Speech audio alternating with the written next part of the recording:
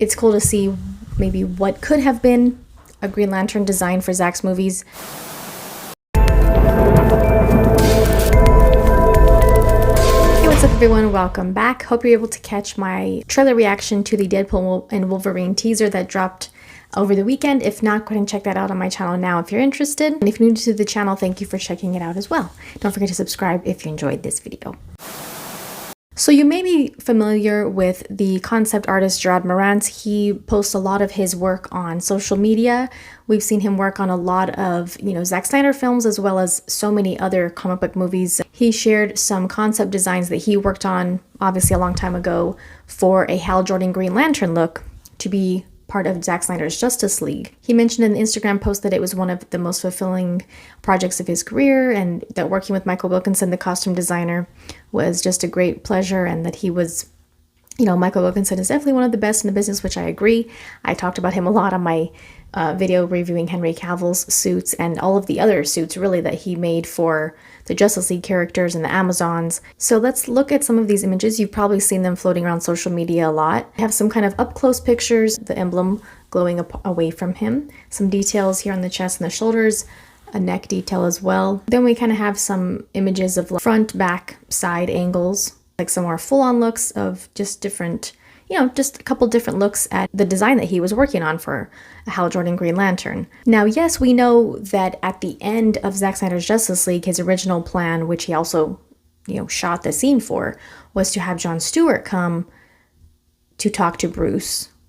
We got Martian Manhunter in the movie, which I was totally fine with, but we know that Zack really wanted to have John Stewart, who was supposed to be played by Wayne T. Carr, whom, that was the scene that he shot in his driveway and everything. And we have seen like an image of Wayne T. Carr as Green Lantern, or John Stewart Green Lantern, but this is for Hal Jordan, obviously. I know that, in some way, Zack probably wanted to have both of them eventually, and plus it wasn't supposed to be just one Justice League movie, there were supposed to be at least 3, so obviously we would have seen both of them.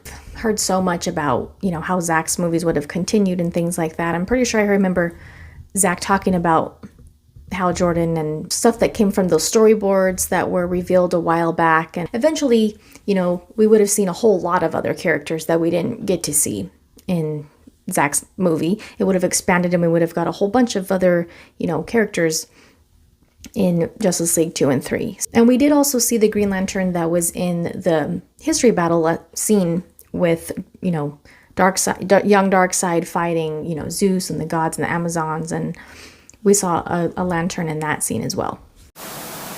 But I think it's cool when, concept artists and people that work on these films share stuff that, from a long time ago that they worked on, that they're still happy to share, and they still really have, great memories of designing. And it's cool to see maybe what could have been a Green Lantern design for Zack's movies. I don't know if it would have been a CGI suit or a physical suit, or maybe a little bit of both. I'm not sure.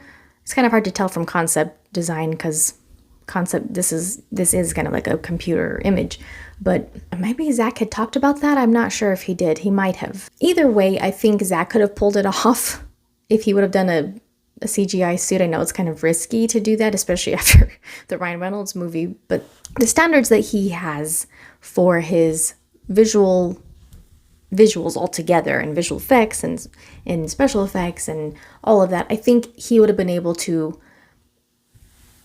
bring it up to a level that would have been perfectly acceptable as far as a CGI suit is concerned. They had quite the challenge with Cyborg, and Cyborg wasn't a suit. Like, they had to make it look like that was actually his body.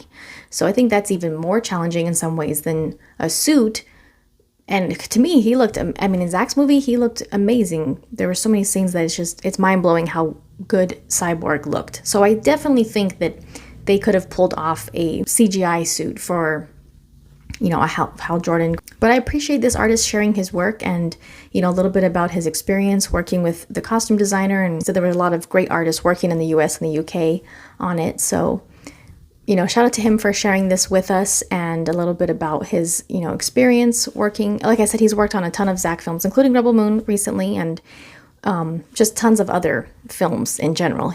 you know, he shares a lot of his work if you follow him on social media. Interesting to see this. And, you know, obviously sometimes these, you know, what we actually get in the movie is not exactly what was in the concept art. They kind of make some changes along the way.